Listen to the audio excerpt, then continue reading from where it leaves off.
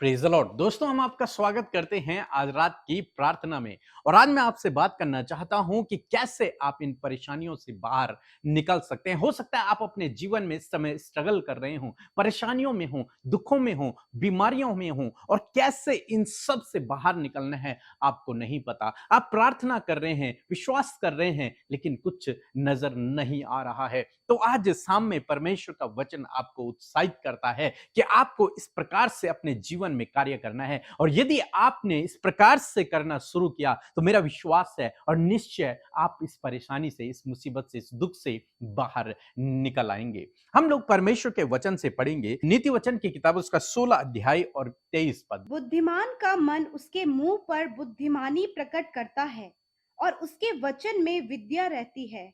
आमीन। दोस्तों, यहां पर परमेश्वर का वचन कहता है कि जो व्यक्ति बुद्धिमान है उसके मुंह से बुद्धिमानी की बातें निकलती हैं। उसके मुंह से बुद्धि की बातें और विद्या की बातें निकलती हैं। लेकिन आज यदि आप अपने आप को देखें तो आप बुद्धिमान तो हैं, लेकिन आपके मुंह से केवल वो बातें निकलती हैं जिनके द्वारा आप स्ट्रगल कर रहे हैं। मीन्स अपनी परेशानियों के बारे में, अपने दुखों के बारे में, अपनी परेशानियों के बारे में आप लोगों से बखान करते रहते हैं, उनके बारे में आप डिस्कस करते रहते हैं, उनके बारे में आप बार बार बोलते रहते हैं। क्यों मेरे ये जीवन में ऐसा हुआ, मैं ऐसा स्ट्रगल कर रहा हूं, मेरे जीवन में इतनी बड़ी प्रॉब्लम है, मैं इतनी गंभीर बीमारी से जूझ रहा हूं, इस प्रकार की बातें। लेकिन परमेश्वर का वचन आज हमें सिखाता है जो बुद्धिमान है उसके मुंह से बुद्धिमानी की बातें निकलती। मीन्स आपको अपनी परेशानियों के बारे में बात नहीं करनी है, क्योंकि आप अपने आप को यदि बुद्धिमान समझते हैं और यदि आप बुद्धिमान हैं तो आपको अपनी परेशानियों के बारे में नहीं बात करनी।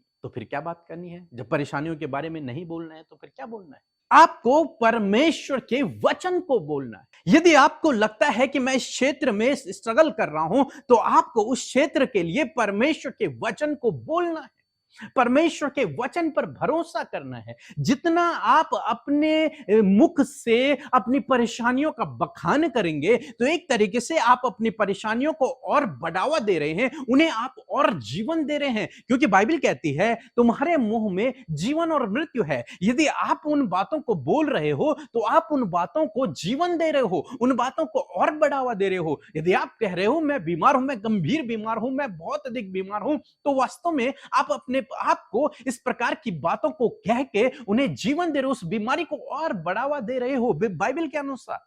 और यदि आप उस बीमारी के बारे में न बोल के बल्कि ये कहें कि प्रभु यीशु के कोड़े खाने से मैं ठीक हो गया हूं, निश्चय उसने मेरे रोगों को उठा लिया, मेरे दुखों को सह लिया है, यदि आप इन बातों को बोले या फिर इन बातों पर यदि आप सोचें तो मेरा विश्वास है और बाइबल कहती है कि आपके जीवन में काम होगा, क्योंकि परमेश्वर का वचन प्रभाव रहित नहीं है। परमेश्वर अपने वचन के द्वारा आपके जीवन में काम करेगा। जब आप उसके वचन पर मनन करेंगे, जब आप उसके वचन को बोलेंगे तो निश्चय वो वचन आपके जीवन में पूरा होगा। इसलिए आज मैं आपसे कह रहा हूं कि परेशानियों के बारे में ना कहें बल्कि परमेश्वर के वचन के बारे में कहना शुरू करें। आप परमेश्वर के वचन को प्रोक्लेम करना शुरू करें, आप परमेश्वर के वचन पर मनन करना शुरू करें। जितना समय आप चिंतित रहने में व्यतीत करते हैं उतना ही समय यदि आप प्रार्थना में वचन पर मनन करने में व्यतीत करें तो आप उस चिंता से बाहर निकल आएंगे। इसी प्रकार से जितना समय आप अपनी परेशानियों को बताने में व्यतीत करते हैं, उनके बारे में सोचने में व्यतीत करते हैं, यदि उतना समय आप परमेश्वर के वचन को बोलें, परमेश्वर के वचन पर मेडिटेट करें, तो वो वचन आपको उस परेशानी से, उस दुख से, उस मुसीबत से, उस बीमारी से बाहर निकाल लिया आएगा। इसलिए आपको अपने जीवन में क्या करना है? आपको परेशानियों के बारे में नहीं, परमेश्वर के वचन के बारे में बोलना है। तब लोगों से जाकर ये बोलते ना फिरे कि मैं तो घटी कमी में हूं, मेरे जीवन में बहुत कर्जे हैं, मैं बहुत परेशान हूं, मैं बहुत दुखी हूं, जितना सैलरी आती है उसमें कुछ नहीं होता है। अनेक प्रकार की बातें ऐसा न करते हुए आप अपने मन में यह निर्णय लें कि मैं आज के बाद अपनी परेशानियों का बखान नहीं करूंगा, बल्कि आज के बाद मैं परमेश्वर के वचनों का बखान करूंगा। ऐसे समय में आप बोल सकते हैं कि परमेश्वर ने अपने महिमा मध्यन से मेरी घटी कमी को पूरा कर दिया है। यदि आप इस वचन पर विश्वास करते हैं तो आपको इस वचन को अपने हृदय में और अपने मुंह से बोलना होगा, तब यह वचन आपके जीवन में काम करेगा। आपको समझना होगा इस बात को कि बिना आपके कदम बढ़ाए ये वचन आपके जीवन में पूरा नहीं हो सकता।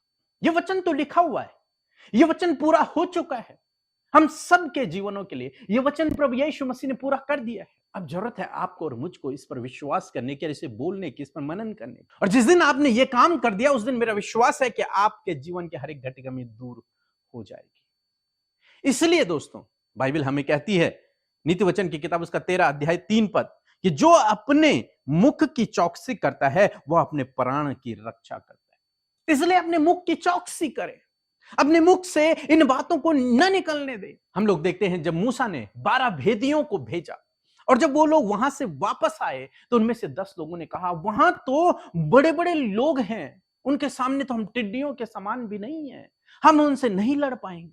उन्होंने अपनी परेशानियों का बखान किया और कहा कि हमारे बस का नहीं है, हम ये काम नहीं कर सकते, हम उनसे युद्ध नहीं कर सकते, हम लोग हार जाएंगे।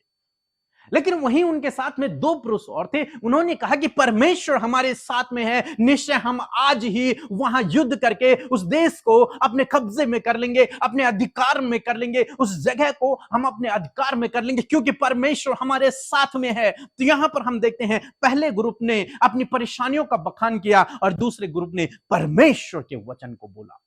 आज आप क्या कर रहे हैं? आप अपनी परेशानियों का बखान कर रहे हैं कि परमेश्वर के वचन को बोल रहे हैं? यदि आप परमेश्वर के वचन को आधार बनाकर अपने जीवन में आगे बढ़ रहे हैं, उसे बोल रहे हैं, उस पर वचन मनन कर रहे हैं, तो निश्चय परमेश्वर आपको विजयी करेगा। आप जानते हैं उस कनान देश में यही 2 लोग पहुंचे जिन्होंने परमेश्वर के वचन पर भरोसा रखा, जिन्होंने अपनी परेशानियों का बखान किया, वे लोग नहीं पहुंच पाए।